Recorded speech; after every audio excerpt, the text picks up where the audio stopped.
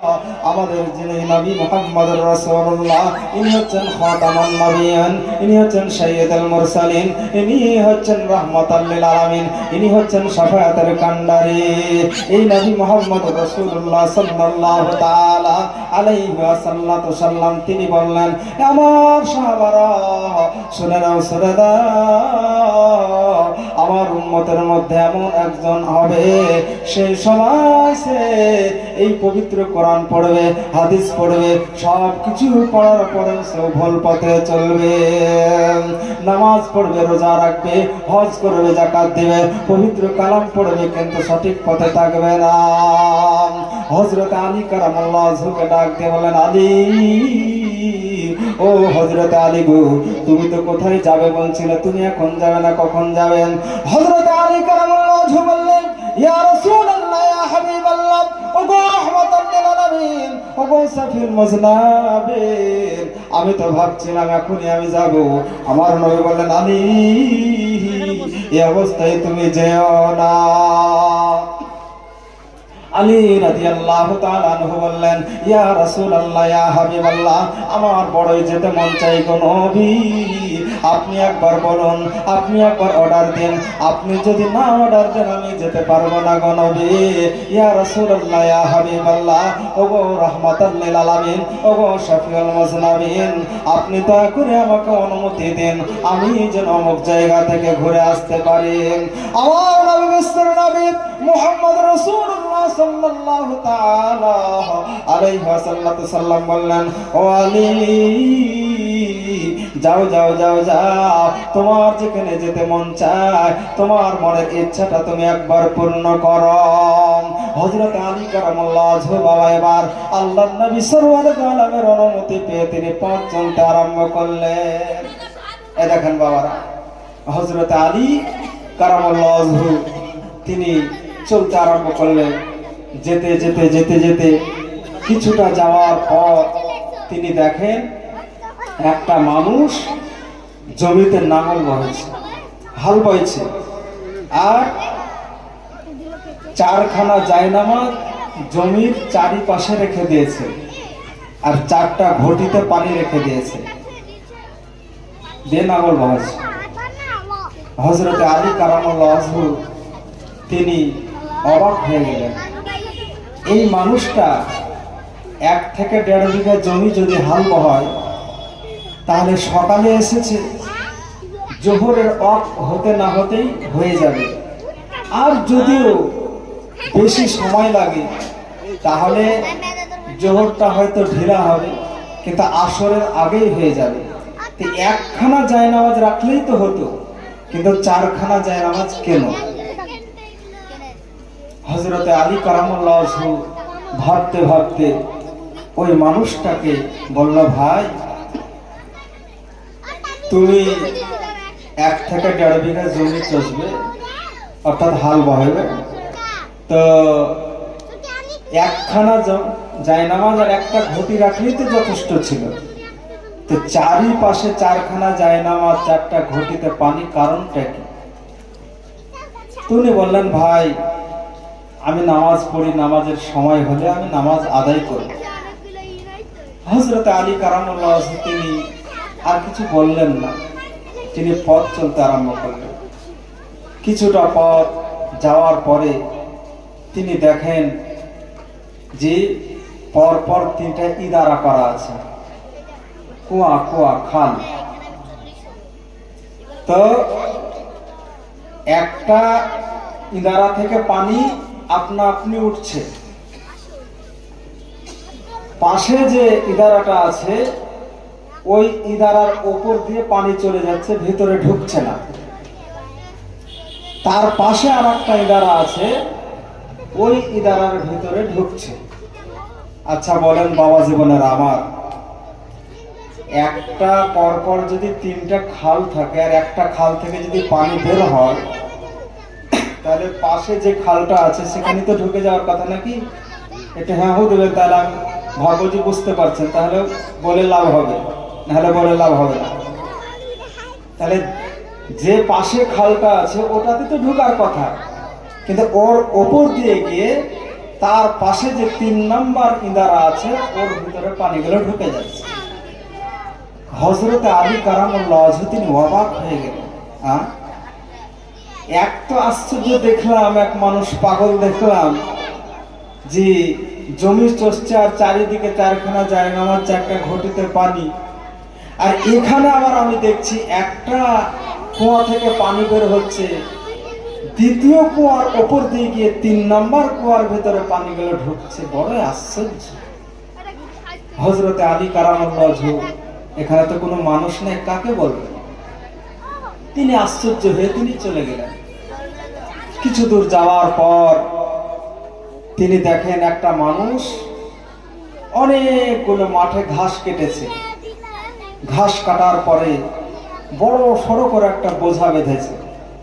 এবার বোঝাটা বেঁধে মাথায় উঠাতে যাচ্ছে, কিন্তু শক্তি তার কুলায় না, বোঝাও আর উঠাতে পারে না।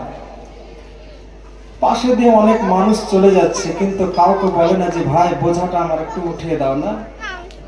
অনেক সময় আমরা করি না, বোঝাটা ভারী হলে ভাই একটু ধরো তো, ছেড়ে উঠিয়ে দেয়। কিন্তু ওই মানুষটা বারবার করে চেষ্টা করছে বোঝাটা উঠাবার, কিন্তু বোঝাটা তুলতে পারছে না। হযরতে আলী কারামুল্লাহ ওয়াজহু আস্তে আস্তে ওনার কাছে গিয়ে পৌঁছালেন। হয়তো আমাকে বলবে, হয়তো বললে আমি বোঝাটা উঠিয়ে দেব। হযরতে আলী কারামুল্লাহ ওয়াজহু তিনি দাঁড়িয়ে আছেন, কিন্তু ওনাকেও বলে না যে ভাই আমার বোঝাটা উঠিয়ে দাও। যখন বলল না, হযরতে আলী কারামুল্লাহ ওয়াজহু বললে, ভাই তুমি বোঝাটা একাই উঠাতে পারছো না, তো অনেক মানুষ তো দেখছে এখান দিয়ে গেল, তুমি কাউকে তো বললে না যে ভাই বোঝাটা উঠিয়ে দাও। আমিও এখানে দাঁড়িয়ে আছি, আমাকে তো বলছো না যে বোঝাটা একটু উঠিয়ে দাও, এ কথা তো বলছো না। তো ওই ব্যক্তি বলল, আমার বোঝা আমি নিজেই উঠাবো। হযরতে আলী কারামুল্লাহ ওয়াজহু আর কি বলবেন? কেউ যদি নিজে থেকে কাউরের উপকার না করতে বলে, তাহলে কেউ কি আর করবে? তাহলে তোমার বোঝা তুমি উঠাও, ভাই আমি গেলাম। হযরতে আলী কারামুল্লাহ ওয়াজহু ওখান থেকে চলে গেলেন। যাওয়ার পরে কিছু দূর গিয়ে তিনি দেখেন সুন্দর একটা সাদা মোরগ,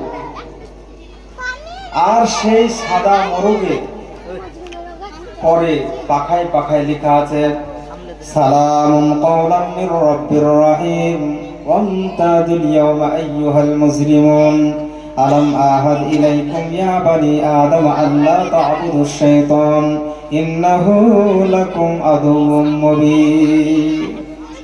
এই পবিত্র কোরআনের আয়াত।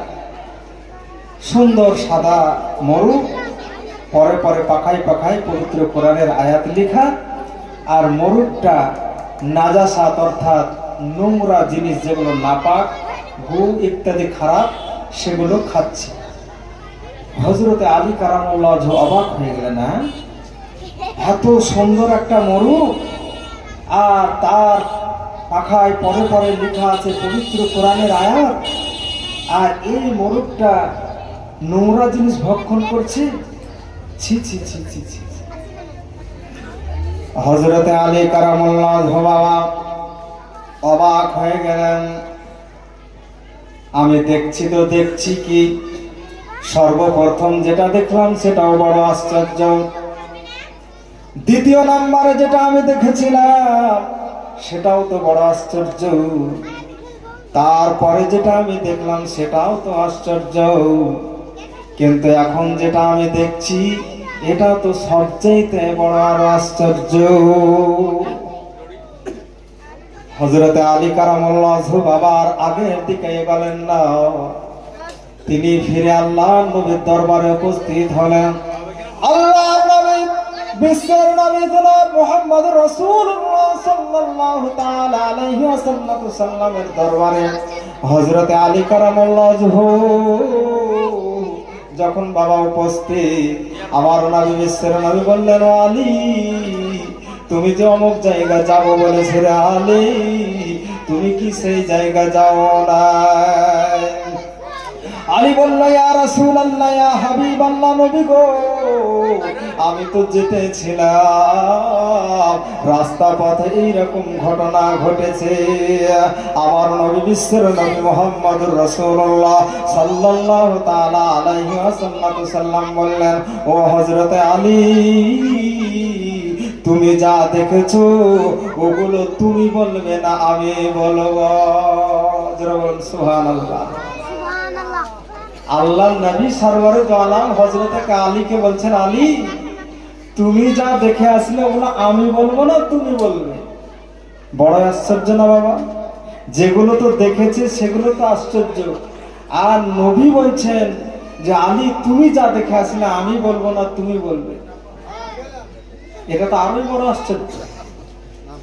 হ্যাঁ, আমি যদি আপনাকে কোনো একটা জিনিস আনতে বা যেখানেই হোক পাঠাই, আর আপনি যাওয়ার পরে কি কোথায় দেখলেন না দেখলেন, আমি যদি এখান থেকে বলি যে তুমি যা যা দেখেছো আমি কি বলবো, তাহলে আপনি আশ্চর্য হবেন না? যদি বলে দিতে পারি, বড় আশ্চর্য হয়ে যাবেন। তো হযরতে আলী কারামুল্লাহ আরো অবাক হয়ে গেলেন যে দেখে আসলাম আমি, আর নবী বলছেন যে আলী, তুমি বলবে না, আমি বলবো। হযরতে আলী কারামুল্লাহ বললেন, ইয়া রাসূলুল্লাহ, ইয়া হাবিবাল্লাহ, যেগুলো তো আমি দেখে এসেছি বড়ই আশ্চর্য, আবার আপনি যেটা বলছেন এটা তো তার চাইতে বড়ই আশ্চর্য। ইয়া রাসূলুল্লাহ, ইয়া হাবিবাল্লাহ, নবী গো, তাহলে আমি কি দেখেছি? ইয়া রাসূলুল্লাহ, ইয়া হাবিবাল্লাহ, নবী আপনি বলুন। আমার নবী বললেন, ও আলী, সর্বপ্রথম তুমি দেখেছিলে একটা মানুষ জমিতে হাল বাইছিল, আর চারিদিকে চারখানা জায়নামাজ রাখা, আর চারটা ঘটিতে পানি রাখা। হযরত আলী বলল, ইয়া রাসূলুল্লাহ, ইয়া হাবিবাল্লাহ, নবী গো, বারহাক সত্য, আপনি যা বলেছেন ঠিক। তবে ইয়া রাসূলুল্লাহ, ইয়া হাবিবাল্লাহ, এর মানেটা আমি বুঝতে পারলাম না। ওই মানুষটা পাগল নাকি? ওই মানুষটা নামাজ পড়ে, রোজা করে, হজ করে, যাকাত দেয় নাকি? ওই মানুষটা না হাল বায়, চারিদিকে চারখানা জায়নামাজ আর চারটা ঘটিতে পানি রাখার কারণটাও আপনি বলতে পারবেন? ইয়া রাসূলুল্লাহ, আমি দেখে এসেছি, আর আপনি যখন বলছেন তাহলে নিশ্চয়ই তার মানেগুলো আপনি জানেন। আমার নবী বললেন, ও হযরত আলী, শুনে নাও, শুনে নাও, আমি তো জানি মহান রব্বুল আলামিন যখন আসমান বানান নাই, জমিন বানাই নাই, জান্নাত বানান নাই, জাহান্নামও বানাই নাই, মহান রব্বুল ইজ্জত পাক পরওয়ারদিগার আলাম তিনার নূর দ্বারা আমাকে বানিয়েছেন। আমি আল্লাহর নবী মহানবী মুহাম্মদুর রাসূলুল্লাহ সাল্লাল্লাহু তাআলা আলাইহি ওয়াসাল্লাম, মহান রব্বুল ইজ্জত আমাকে সমস্ত কিছু জানাইয়া দিয়েছেন। মহান রব্বুল আলামিন আমাকে যখন দুনিয়ার বুকে পাঠান, মহান আল্লাহ যখন তিনার কুদরত দ্বারা আমাকে সৃষ্টি করেন, আমাকে বানান, তারপরে মহান আল্লাহ সব আমাকে জানাইয়া দিয়েছেন। ও আলী, শুনে নাও, শুনে নাও, তুমি যে চারিদিকে চারখানা জায়নামাজ আর চারটা ঘটিতে পানি দেখেছো, এর মানে হচ্ছে এটাই, আমারই জামানায় এমন একটা সময় আসবে, সেই সময় মানুষেরা নামাজ পড়বে আর মাথায় টুপি দিবে আর দাঁড়িয়ে রাখবে, আর নামাজ যখন মসজিদে পড়তে যাবে তখন সে মনে মনে বলবে, আমাকে মানুষ ভালো বলবেন, আমি নামাজ পড়ছি, আমাকে মানুষ ভালো বলবেন। এই মানুষ ভালো বলবে, এর কারণেই সে নামাজ পড়তে যাবে, লোক দেখানো নামাজ পড়তে যাবে। আমি মহান রব্বুল আলামিনের নবী বলছি, মহান আল্লাহ বলেছেন, যারা লোক দেখানো ইবাদত করে এরা হচ্ছে জাহান্নামী। আল্লাহকে সন্তুষ্ট করার জন্য তারা নামাজ পড়বে না। আমি আখির জামানার পয়গম্বর, আমার পরে আর কোনো নবী আসবে না। আমি রহমাতাল লিল আলামিন, আমি সাফিউল মুজনাবিন। ও আলী, এটা হচ্ছে কিয়ামতের একটা আলামত, এটা কিয়ামতের একটা আলামত। মানুষ লোক দেখানো ইবাদত করবে, মানুষ ভালো বলবে, এর কারণ নামাজ পড়বে। দেখবেন ব্রাদার ইসলাম, এখন বর্তমান এমন একটা জামানা, এমন একটা সময় আমরা উপস্থিত হয়েছি, মসজিদে মানুষ নামাজ পড়তে যায়, আর নামাজ পড়া হয়ে গেলে যখনই বেরিয়ে আসে বলছি মিলিয়ে নেবেন। এমনও মানুষ আছে যদি কোনো একটা কিছু দেখে মুখে এমন একটা বেফাস গালি বের করে সে গালি দিবে, তাই না? তাহলে তুমি কেমন নামাজি? তুমি নামাজ পড়লে আর নামাজ পড়ে বেরিয়েই তুমি গালি দিয়ে দিলে। মুসলমান গালি দিতে পারে না, মুসলমান যারা হবে সে গালি দিতে পারে না। আমার নবী, বিশ্বের নবী মুহাম্মদ রাসূলুল্লাহ সাল্লাল্লাহু তাআলা আলাইহি ওয়াসাল্লাম বলেছেন, যারা ঈমান এনেছে আল্লাহর উপরে, যারা ঈমান এনেছে কিতাবের উপরে, যারা ঈমান এনেছে নবীর উপরে, যারা ঈমান এনেছে ফেরেশতার উপরে, এরা কখনো মিথ্যা কথা বলতে পারে না, এরা কখনো গালি দিতে পারে না, এরা কখনো এক মুসলমান আর এক মুসলমানকে কষ্ট দিতে পারে না। তো মুসলমান শুধু নাম হলেই হবে না ব্রাদার ইসলাম, কাজে কলমে নবী পাক সাল্লাল্লাহু আলাইহি সাল্লাম যেভাবে চলেছেন ওনার আখলাক ও চরিত্র আমাদের মধ্যে থাকতে হবে, তবেই আপনার মাথায় টুপি আর নামাজ পড়ে লাভ হবে। নবী আমার বললেন এটা হচ্ছে কিয়ামতের আলামতের আলিম। তারপরে তুমি দেখেছো একটা কুয়া থেকে পানি বের হয়ে দ্বিতীয় কুয়ার উপর দিয়ে গিয়ে 3 নাম্বার কুয়ার ভিতরে যে পানিগুলো ঢুকছে। হযরত আলী বললেন ইয়া রাসূলুল্লাহ, ইয়া হাবিবাল্লাহ, ঠিক, তবে এর মানেটা কি? নবী আমার বললেন, ও আলী, এমন একটা সময় আসবে সে সময় মানুষ নিজের ভাইয়ের সঙ্গে নিজের ভাইয়ের মিল থাকবে না, অপরের সঙ্গে মিল মহব্বত থাকবে। নিজের আত্মীয় স্বজনের সঙ্গে ভালোবাসা থাকবে না, নিজের আত্মীয় স্বজনের সঙ্গে ভালোবাসা থাকবে না।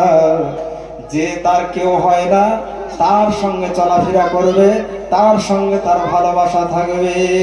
এটা হচ্ছে কিয়ামতের আলামত রে আলী।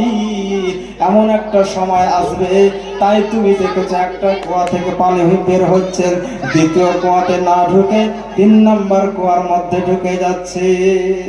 এটা হচ্ছে একটা কিয়ামতের আলামত বাবা। বর্তমান এগুলো কিন্তু হতে আরম্ভ করেছে, কিয়ামতের আলামত কিন্তু অনেকগুলো চলে এসেছে বাবা। এটা একটা আলামত। নিজের ভাইয়ের সঙ্গে ভাইয়ের মিল থাকবে না, অপরের সঙ্গে মিল মহব্বত থাকবে বাবা, হতে লেগেছে। আমার নবী বললেন আলী, তারপরে তুমি দেখেছিলে একটা মানুষ অনেকগুলো ঘাস কেটেছে, কাটার পরে বোঝা উঠাইছে, কিন্তু বোঝা উঠাইতে পারে না। হযরত আলী বললেন ইয়া রাসূলুল্লাহ, ইয়া হাবিবাল্লাহ, আপনি ঠিক বলেছেন, তবে এর মানেটা? বিশ্বের নবী জনাব মুহাম্মদুর রাসূলুল্লাহ সাল্লাল্লাহু তাআলা আলাইহি ওয়াসাল্লাম বললেন আলী, এটা হচ্ছে একটা কিয়ামতের আলামত। বলে ইয়া রাসূলুল্লাহ, ইয়া হাবিবাল্লাহ, কেমন কিয়ামতের আলামত? বলে কোন একটা মানুষ যদি খেতে না পায়, আল্লাহকে বলে আল্লাহ, এক মুঠো ডাল ভাত যদি আমার জুটতো, আল্লাহ তোমার দরবারে আমি শুকরিয়া আদায় করতাম। আল্লাহ যখন তাকে সেই ডাল ভাতটা দেবে, আল্লাহ বলবে আল্লাহ একটু মাংস ভাত হলে ভালো হতো। আল্লাহ যখন ওটাও তাকে দিয়ে দেবে, বলবে আল্লাহ কিছু জমিয়ে রাখা সমান যদি আমাকে দিতে তাহলে ভালো হতো। আল্লাহ যখন সেটাও তাকে দেবে, আল্লাহ করে আল্লাহ 1 বিঘা জমি যদি হতো ভালো হতো। ওটাও যখন আল্লাহ দেবেন, আল্লাহ পাক রব্বুল আলামিন কাবার বলে আল্লাহ 2 বিঘা জমি যদি আমার হতো তাহলে ভালো হতো। আল্লাহ যখন তাকে সেটাও দেবে, আল্লাহ করবে আল্লাহ আমার যদি 3 বিঘা জমি হতো একটু ভালো হতো। ওটাও যখন আল্লাহ দেবে, তখন আল্লাহ আমার বাড়িটা যদি হতো একটু ভালো হতো। ওটাও যখন দেবে, আল্লাহ করে আল্লাহ আমার যদি গাড়ি হতো তাহলে ভালো হতো।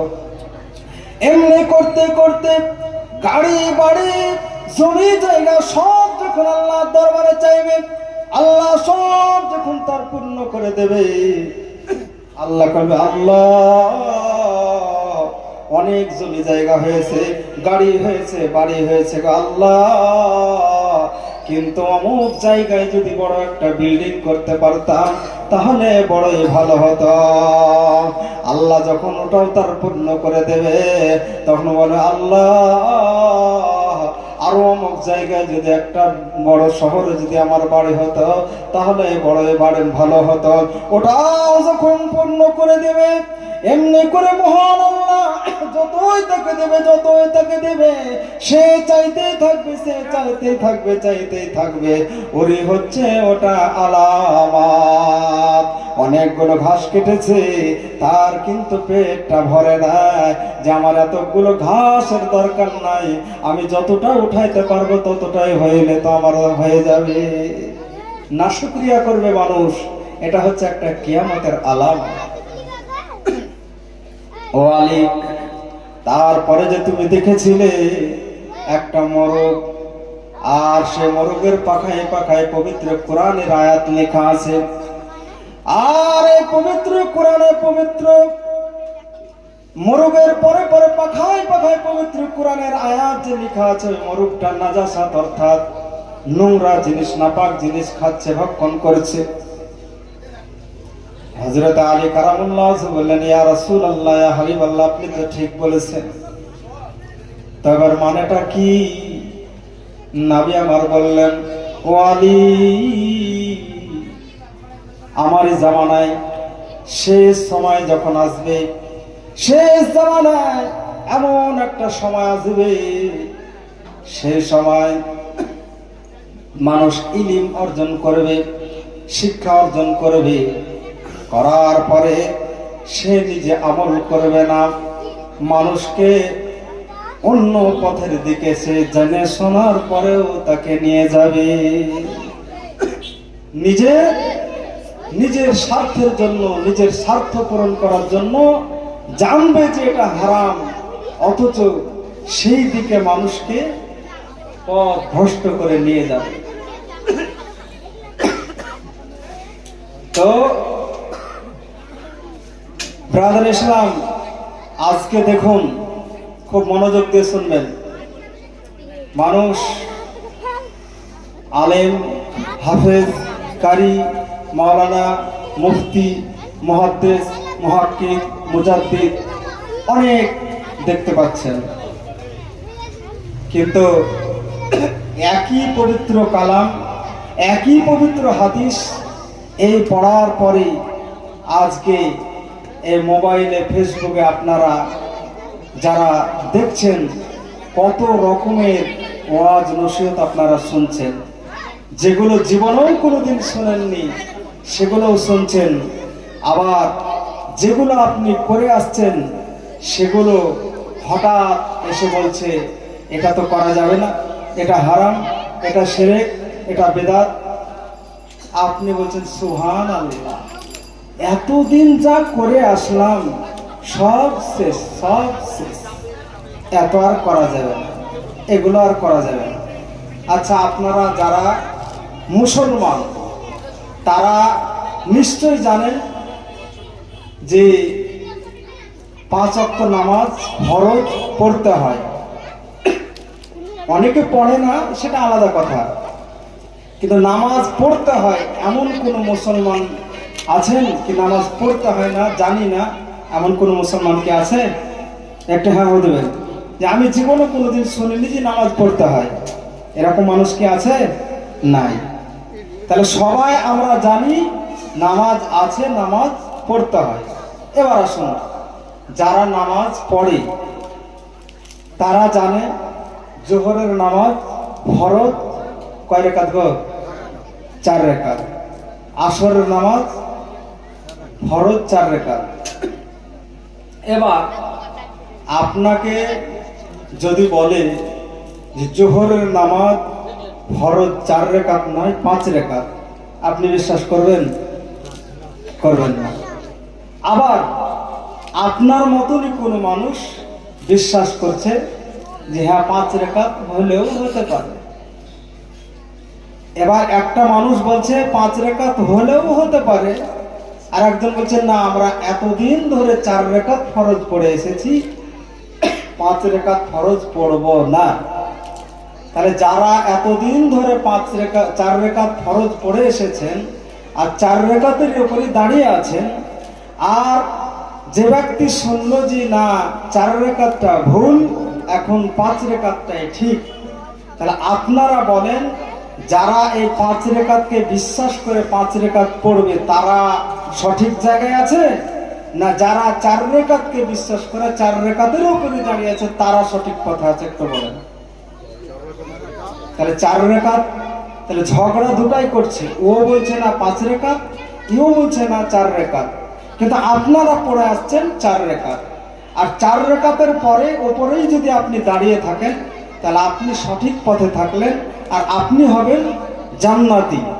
আর যদি কোনো মানুষ 5 রেখাতের উপরে বিশ্বাস করে, যদি 5 রেখাতের উপরে দাঁড়িয়ে থেকে 5 রেখাত নামাজ আদায় করে যদি ও দুনিয়া থেকে বিদায় নেয়, তাহলে জানবেন ওটা মুসলমান নয়, ওটা কাফের, মুশরিক, বেঈমান, জাহান্নামী। এবার আসল বিরাদান ইসলাম, তাহলে আপনি জানেন না নামাজ 4 রেখাত না 5 রেখাত, আপনাকে বলে দিল 5 রেখাত, আপনি 5 রেখাতের উপরে বিশ্বাস করে আপনি পড়তে লাগলেন, আর একজন মানুষ 4 রেখাতের উপরে বিশ্বাস করে পড়তে লাগলো, তাহলে পারে ওই 5 রেখাতওয়ালা কিন্তু কোনোদিনই জান্নাত যেতে পারে না। কিন্তু তার বিশ্বাস যে আমি 5 রেখাতই আমার ঠিক, 5 রেখাতে আমি পড়বো, 5 রেখাতেই পড়লো, 5 রেখাতেই বিশ্বাস করলো, কিন্তু সে জান্নাতি হতে পারলো না। আজকে ব্রাদার ইসলাম বলার উদ্দেশ্য আমার এটাই, দয়ার নবী, বিশ্বের নবী জনাব মুহাম্মদ রাসূলুল্লাহ সাল্লাল্লাহু আলাইহি সাল্লাম বলেছেন যে আলী, তুমি যে ওই মোরগটা দেখেছিলে, মোরগটা এত সুন্দর, এত বড়, এত দেখতে চমৎকার, আর তার পরে পরে পাখায় পাখায় পবিত্র কোরআনের আয়াত লেখা আছে, এমন একটা জামানা আসবে, এমন একটা সময় আসবে যে একজন আলেম এই পবিত্র কোরআনকে ভুল বুঝিয়ে নিজে জানবে, অথচ সে মানুষকে খারাপ পথে নিয়ে যাবে। ইউটিউবে দেখতে পাবেন একজন মুমতাজুল বলে মাওলানা, সে বলছে কি জানেন, যদি জোহরের নামাজ আপনি কোনো কারণবশত না পড়তে পারেন, আর আসরের নামাজের সময় আপনি যদি মসজিদে যান, তাহলে আসরের নামাজ যদি ইমাম সাহেব পড়ায় আর আপনি দেখছেন জামাতে আসরের নামাজ চলছে, ওই অবস্থায় আপনি কিন্তু আসরের নামাজের নিয়ত করতে পারবেন না, আপনার জোহরের নামাজ ছুটে গেছে, ওই জোহরের নামাজ আপনাকে নিয়ত করে দাঁড়াতে হবে আসরের নামাজ। আচ্ছা, একটা পাগলও তো এটা বলতে পারে না গো, যে জোহরের আসরের নামাজ ইমাম সাহেব পড়াচ্ছে, মুক্তাদিরা আসরের নামাজ পড়ছে, আর ওর জোহরের নামাজ ছুটে গেছে, তার কারণে ওকে বলছি যে তুমি জোহরের নামাজটা নিয়ত করে দাঁড়িয়ে যাও। এ নামাজ হয়? আজকে মোবাইলে বিভিন্ন রকমের ওয়াজ নসিহত শুনতে পাবেন, যেগুলো আপনারা এতদিন ধরে করে আসছেন সেগুলোই আপনারা করবেন, এটা হচ্ছে সঠিক। এখন মানুষকে ভাওতা দিয়ে বিভিন্ন রকমের নিজের ফায়দা লুটার জন্য আপনাকে বলবে এটা করো না, এটা শিরক, এটা বেদাত, এটা করা যাবে না। এবার আপনি তার কথা শুনে যদি ওই ভাবেন যে না এতদিন যা করেছি ভুল করেছি, তাহলে আপনি কিন্তু বাবাজি জাহান্নামের মধ্যে চলে যাবেন। এর কারণে বিশ্বের নবী মুহাম্মদ রাসূলুল্লাহ সাল্লাল্লাহু আলাইহি সাল্লাম বলেছেন, শেষ জামানায় এমন একজন আলেম হবে, এমন একজন হাফেজ হবে, কারি হবে, মাওলানা হবে, মুফতি হবে, তারা নিজে মানুষকে অন্য পথের দিকে নিয়ে যাবে, মানে তারা নিজের নাজাসাত ভক্ষণ করবে, খারাপ জিনিস খাবে, অথচ তাকে আপনার পোশাক, তার ওয়াজ নসিহত শুনে আপনারা ভাববেন যে কথা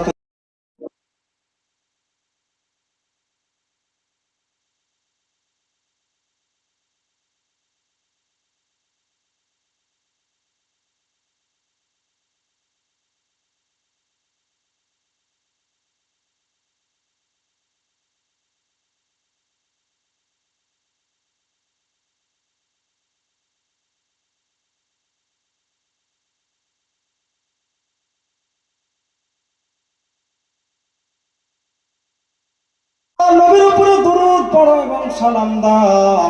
তাই আমরা দরুদও পড়বো, সালামও দেব। যারা আজকে দরুদ পড়বে, সালাম দেবে না বাবা, তারা কিন্তু সেই অগ্নিকুণ্ড নরক জাহান্নামের মধ্যে যাবে। বিশ্বের নবী মুহাম্মদ রাসূলুল্লাহ সাল্লাল্লাহু তাআলা আলাইহি ওয়াসাল্লামকে বাবা আমাদের জানতে হবে, চিনতে হবে। সেই মহানবী মুহাম্মদুর রাসূলুল্লাহ সাল্লাল্লাহু তাআলা আলাইহি ওয়াসাল্লাম যেগুলো করেছেন, করতে বলেছেন, আর যেগুলো নিষেধ করেছেন সেগুলো থেকে আমাদেরকে বেঁচে থাকতে হবে। আল্লাহুম্মা সাল্লি আলা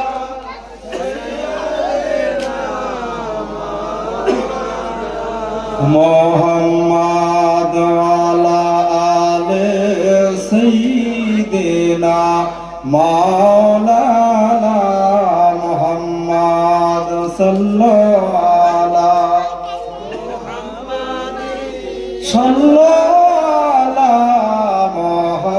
মুহাম্মাদ হরদম যাবান সে নিকালো পাক নবী মুহাম্মদ হরদম যাবান সে নিকালো শফিয়ানা মুহাম্মদ। আসমানের মালিক যে আল্লাহ, জমিনের মালিক সেই আল্লাহ। সবাই পড়ুন লা ইলাহা ইল্লাল্লাহ, লা ইলাহা ইল্লাল্লাহ, লা ইলাহা ইল্লাল্লাহ। আসমানের মালিক যে আল্লাহ, জমিনের মালিক সেই আল্লাহ। লা ইলাহা ইল্লাল্লাহ, লা ইলাহা ইল্লাল্লাহ। হাসবি রাব্বি জাল্লাল্লাহ, মা ফি কলবি গায়রুল্লাহ। নূর মুহাম্মদ সাল্লাল্লাহ, লা ইলাহা ইল্লাল্লাহ, লা ইলাহা ইল্লাল্লাহ, লা ইলাহা ইল্লাল্লাহ মুহাম্মাদুর রাসূলুল্লাহ। আল্লাহুম্মা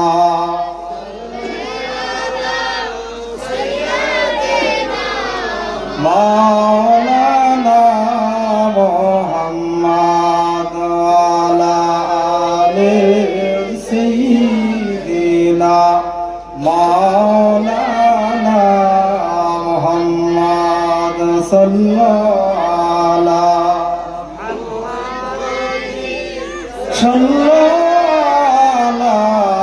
মুহাম্মদ হরদম যাবান সে নিকালো পাক নবী মুহাম্মদ হরদম যাবান।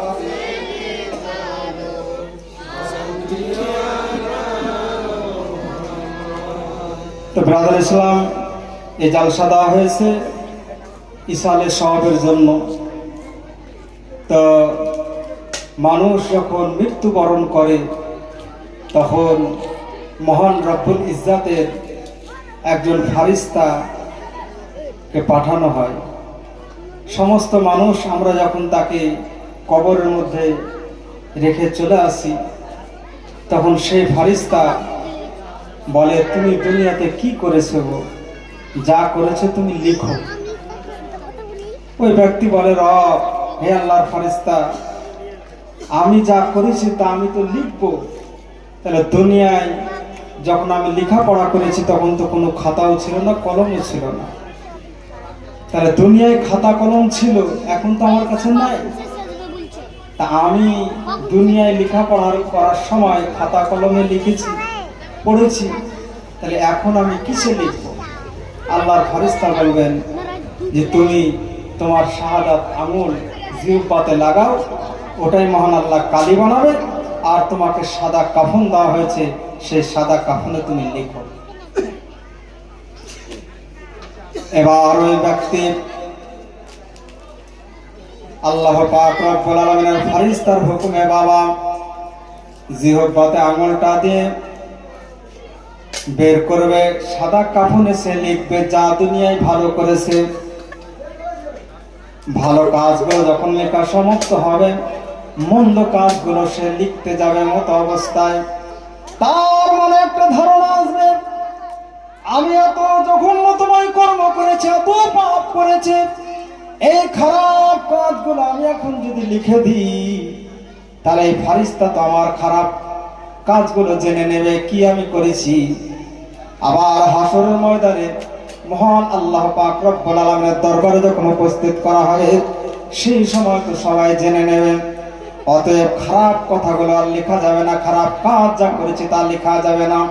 ওই ব্যক্তি থমকে দাঁড়াইয়া যাবে। আল্লাহর ফারিস্তা বলবেন, বান্দা, এই আল্লাহর বান্দা, তুমি যা লিখেছো ভালো লিখেছো, মন্দ তো তুমি কিছু লিখো নাই। ওই ব্যক্তি বলবে, আল্লাহর ফারিস্তা গো, আমি যা জীবনে করেছি ভালো সেগুলো তো আমি লিখলাম, আর যেগুলো আমি মন্দ কাজ করেছি সেগুলো তো আপনার সম্মুখে আমি লিখতে পারছি না। বলে কেন গো? বলে লজ্জা লাগছে, এত খারাপ কাজ করেছে। আল্লাহর ফেরেশতা বলবে, আল্লাহর বান্দা, তুমি যা খারাপ কাজগুলো তুমি দুনিয়ায় করেছো, তুমি যদি এখন না লিখো, মহান আল্লাহর হুকুমে আমি এসেছি, তোমাকে এমন প্রহার করবো, এমন প্রহার করব, তোমাকে মারতে থাকবো, তুমি কষ্ট পাবে, জ্বালা যন্ত্রণায় ছটফট করবে। অতএব তুমি যদি মার না খাও, তাহলে তুমি তাড়াতাড়ি করে লিখে দাও। আল্লাহ পাক রব্বুল আলামিনের ফারিস্তার কথা শুনে ওই ব্যক্তি তখন ভয়ে থরথর করে কাঁপতে কাঁপতে খারাপ যা করেছে সেগুলো লিখবে। আর যখন লেখা সমাপ্ত হয়ে যাবে, মহান করুণা আল্লাহ পাক রব্বুল আলামিনের ওই ফারিস্তা তখন সেখান থেকে চলে যাবে। এবার দুইজন ফারিস্তা আসবে, প্রশ্ন করবে, মান রব্বুকা, মান দীনুকা, মান নবিয়ুকা। এই প্রশ্ন উত্তর সব আপনাদের জানা আছে, আমি কেবল ইঙ্গিত দিয়ে যাব, বেশি লম্বা চওড়া করব না। ব্রাদার ইসলাম, মান রব্বুকা, মান দীনুকা, মান নবিয়ুকা, এইরকম যখন প্রশ্ন করা হবে, তখন এমন একজন ব্যক্তি কবরে থাকবে, তাকেও এমন একটা প্রশ্ন করা হবে, মা কুনতা তাকুলু ফি হাজার রাজুল, মানে এই তোমার পাশে যে বসে আছে এর সম্পর্কে কি তুমি জানো, এনাকে কি তুমি চিনো? তখন ওই ব্যক্তি বলবে, আশহাদু আল্লা ইলাহা ইল্লাল্লাহু ওয়া আশহাদু আন্না মুহাম্মাদান আবদুহু ওয়া রাসূলুহু। এটা মিশকাত শরীফের হাদিস। যাদের কাছে মোবাইল আছে নোট করে নেন, এটা হচ্ছে মিশকাত শরীফের হাদিস। এটা আপনার দেওবন্দি, ওয়াহাবি, ফারাজি, লামুজাবি যত রকমের আছে সবাই এই মিশকাত শরীফ পড়ে, আর সবাই এই হাদিসটাও পড়ে, কিন্তু পড়ার পরে সবাই মানে না। ওই যে মোরগের কথা বলেছি, জানবে, জানার পরেও মানবে না। এটা মিশকাত শরীফের হাদিস। মা কুনতা তাকুলু ফি হাজার রাজুল, মানে দয়ার নবী, বিশ্বের নবী জনাব মুহাম্মদুর রাসূলুল্লাহ সাল্লাল্লাহু তাআলা আলাইহি ওয়াসাল্লাম ওই অবস্থায় কবরে থাকবেন। আর বলা হবে, এই মৃত্যু ব্যক্তি, তুমি কি চিনো এই ব্যক্তিকে? তখন সে যদি নেককার হয়, পরেশগার হয়, মুত্তাকিন হয়, আল্লাহওয়ালা হয়, সে তো নামাজ পড়েছে, রোজা রেখেছে, হজ করেছে, যাকাত দিয়েছে, আল্লাহর ভালো কাজ করেছে, এর কারণে মহান আল্লাহ তাকে চিনিয়ে দেবে।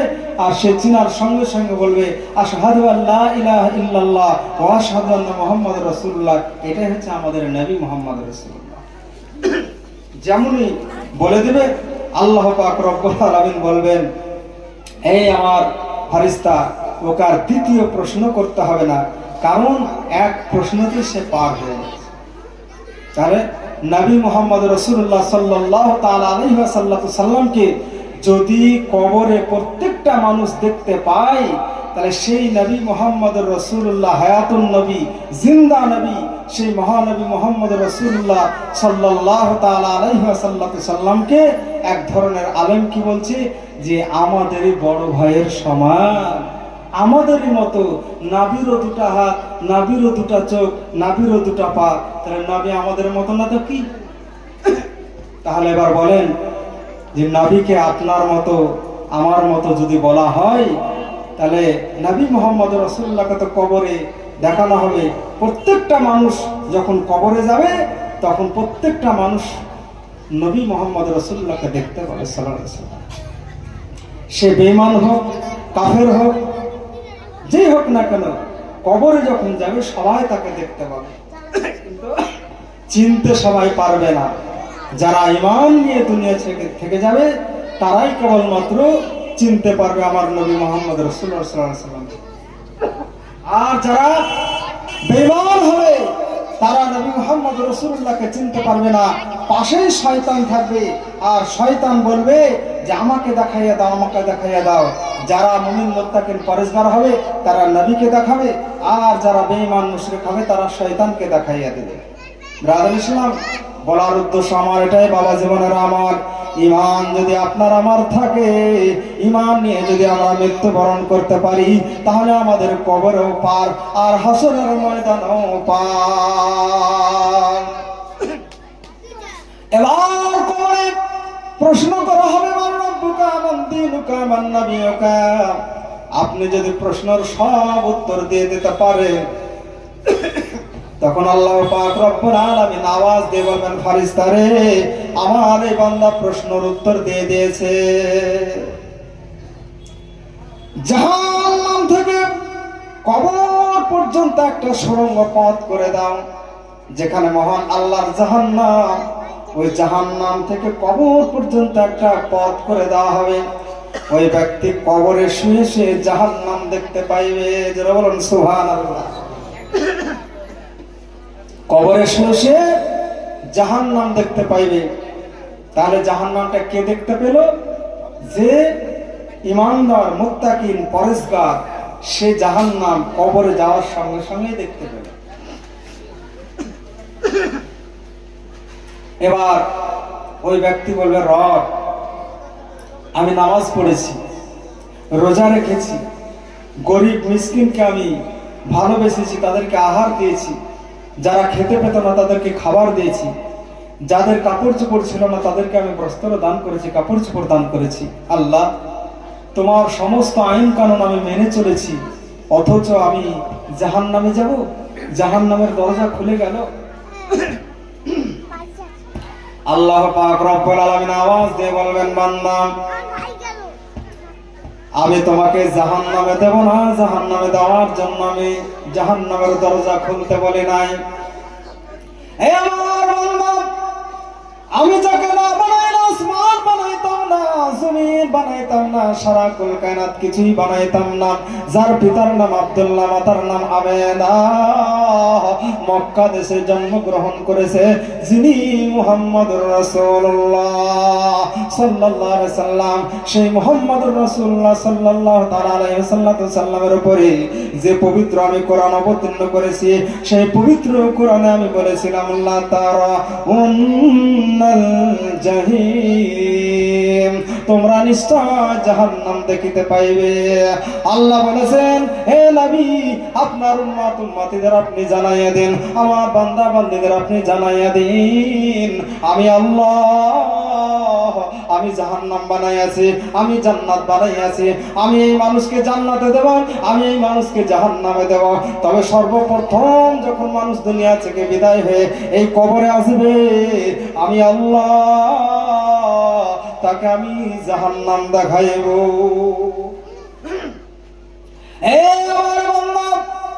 জাহান্নামটা তোমাকে আমি দেখাইলাম এর কারণে,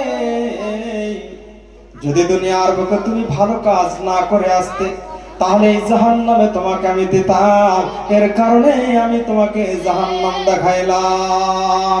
বান্দারে, জাহান্নামের দরজা বন্ধ হয়ে যাবে, জান্নাতের দরজা খুলে যাবে। এবার আল্লাহ বলবেন, ফেরেশতা জাহান্নামের দরজাটা বন্ধ করে দাও, জান্নাতের দরজাটা খুলে দাও। এবার জাহান্নামের দরজা বন্ধ, জান্নাত থেকে কবর পর্যন্ত একটা সুড়ঙ্গ পথ করে দেওয়া হবে। যতদিন কিয়ামত না হবে, তাকে মহান রব্বুল ইজ্জাত পাক পরওয়ারদিগার আলামের নবী বলেছেন, মিশকাত শরীফের হাদিস, যে তাকে দুলহা আর দুলহিনকে যেমন ঘরের মধ্যে ঢোকাইয়া তাদেরকে আর কেউ ডাকে না, কেউ তাদেরকে বিরক্ত করে না, তারা নিজের আনন্দে নিজের ঘরে তারা থাকে, ওই রকম যারা মুমিন মুত্তাকিন পরেজগার হবে তাদেরকে কবরে ওই রকম ভাবে শুয়াইয়া দেওয়া হবে, কাল কিয়ামতের ময়দানে আরামের সহিত উঠবে। সে বুঝতে পারবে না যে কিয়ামতটা কত বৎসর পর হলো। যখন সেই দিন তাকে বলা হবে তুমি কতদিন কবরে ছিলে, মানে এই তো সকাল বেলায় কবরে এসেছি আর এখন বৈকাল বেলা হলো। কোন মানুষকে জিজ্ঞাসা করা হবে, বলে বান্দা তুমি কতদিন ধরে কবরে ছিলেন? বলে আল্লাহ এই তো কয়েকদিন আগে আমার মৃত্যু হয়েছে, কয়েকদিন আগে আমি কবরে ছিলাম, তারপরে তো আমি চলে আসলাম। কিছু মানুষকে জিজ্ঞাসা করা হবে, বলে তুমি কতদিন কবরে ছিলা? বলে কতদিন, কত কোটি কোটি বৎসরে ছিলা। তাহলে কোটি কোটি বৎসর ছিল কারা? বলবে বাবা এখন যদি কোনো মানুষের অসুখ হয় তো এত জ্বালা যন্ত্রণা, এত কষ্ট, তার ঘুম আসে না, তাহলে সে কষ্টে সারা রাত্রিটা যদি কাটায় তাহলে সকালবেলায় সে বুঝতে পারবে যে রাত্রিটা আমার কত বড় হয়েছে। আর কোনো মানুষ খাওয়া দাওয়া করে তার শরীর ঠিক আছে, সব ঠিক আছে, আনন্দ সহকারে ঘুমালো, এক ঘুমেই সে ফজরের আজানে উঠলো, তাহলে ওই ব্যক্তি কি বুঝতে পারবে যে রাত্রিটা কত বড় ছিল? একটু হ্যাঁ দেবে, বুঝতে পারবে? বুঝতে পারবে না। আর ওই অসুখ আনা মানুষটা কিন্তু বুঝতে পারবে যে রাত্রিটা কত বড়।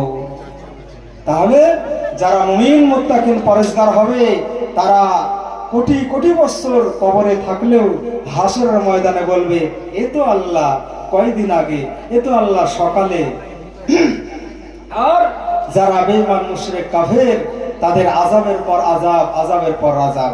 তাই কবি কবির ভাষায় বলেছেন কবরেরি আযাব গো বন্ধু কি বলিব যন্ত্রণা, কহলে ফাটিয়া যাই গো বলিতে ঘটনা।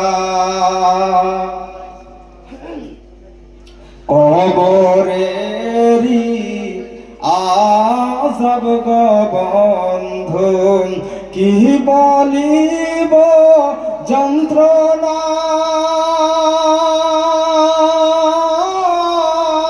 কহলে ফাটিয়া যাই গো বলিতে ঘটনা।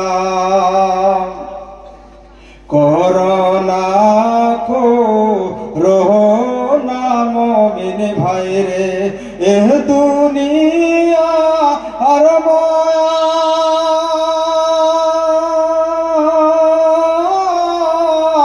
এ দুনিয়া খুশির সংসার, এ দুনিয়া আর মায়া। করোনা কো রোনা মুমিন ভাইরে এ দুনিয়া আর মায়া, ছাড়বে না ছাড়বে না মুমিন ভাইরে, আজরাইল কাউকে ছাড়বে না। মুনকির নাকির সওয়াল করিবেন, মুনকির নাকির সওয়াল করিবেন, মনরবকা মান দিন কারে। কবরেরি আযাব গো বন্ধু কি বলিব যন্ত্রণা,